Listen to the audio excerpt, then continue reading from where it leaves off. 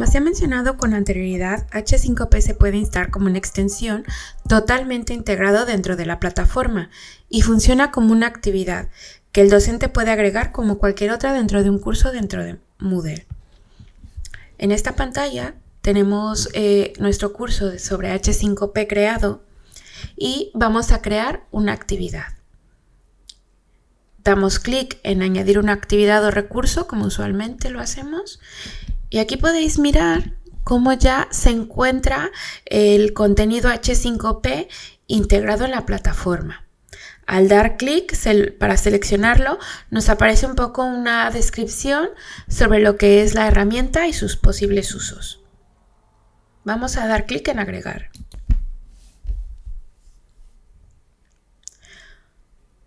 Una vez que hemos dado clic en agregar, como podéis observar, se abre un editor, como usualmente suele hacerse al agregar una actividad o recurso dentro de nuestra plataforma Moodle, pero nos muestra un editor propio de la plataforma. En este editor, el primer paso o la primera ventana que podemos observar es los tipos de contenido que se nos ofrecen. En este caso vamos a enfocarnos solamente en crear, pero como podéis ver en la parte superior de este editor se muestran las opciones de crear contenido así como subirlo. Para crear contenido tenemos varias formas de buscarlo. Como os he contado, la plataforma cuenta con más de 42 tipos de contenido disponibles. En esta parte el editor nos permite 3 formas de visualización de dichos contenidos. Los clasifica como usados recientemente, lo más nuevo, es decir, los últimos tipos de contenido que H5P se ha añadido para esta versión de Moodle y los tipos de contenido simplemente por orden alfabético. Es importante aclarar que, como ya lo veremos dentro de las ventajas y limitaciones de la herramienta, H5P se encuentra todavía en una etapa temprana en lo que se refiere a la traducción de los contenidos. Por lo que veréis, el editor está una parte totalmente traducido al español, pero como podéis observar también, los contenidos se muestran en inglés, así como las descripciones. Si nosotros elegimos ver los detalles, nos muestra un poco lo que significa o el uso de dicho tipo de contenido. Nos muestra un poco la explicación, algunas capturas de pantalla y siempre nos va a permitir ver una demo de ese contenido. En este caso nos redirige, como lo hemos visto en la primera parte del curso, a la página oficial de la comunidad H5P, que es h5p.org, y nos muestra el contenido.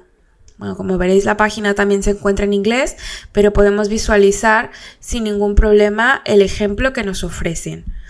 Este primer ejemplo, pues bueno, nos habla sobre diferentes tipos de vallas, una pequeña descripción, nos redirige en este caso a la Wikipedia, por ejemplo. Y esta es una primera versión de cómo usar en este caso el tipo de contenido de acordeón. Como veréis, en la parte superior nos marca la cantidad de ejemplos disponibles. Voy a dar clic al siguiente. Y este ejemplo es sobre una temática totalmente distinta y es una forma en la que podemos obtener información o como tal un ejemplo de cómo podría utilizarse, cómo se visualiza dicho tipo de contenido. Siempre es importante que aprendamos un poco a identificar las características que prácticamente se comparten en todos los tipos de contenido. Voy a regresar a Moodle. Aquí nos muestra el tipo de licencia al que está pegado dicho tipo de contenido y en general la plataforma. ¿vale? Que eso es común a todos. Como podéis observar y como os comentaba, todos los tipos de contenido tienen ciertas características en común o cosas que siempre tenemos que aprender a identificar para saber qué podemos hacer con el contenido que se nos presenta. Como ya os había indicado, H5P en este editor integrado en Moodle nos permite crear contenidos o subirles.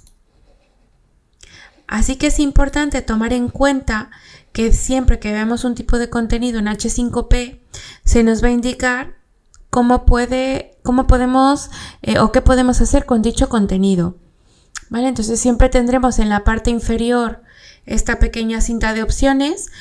A veces tal vez no aparezca el logo de H5P, a veces aparecen otras dos opciones como el copyright, pero aquí se nos indica si yo le doy a reusar, si puedo descargar ese contenido en un formato de archivo específico y propio de la herramienta, o se me permite copiar el código para incrustarlo o embeberlo en otras páginas. Funciona prácticamente como lo que hacemos a veces con YouTube al compartir, es el mismo funcionamiento con los códigos embebidos.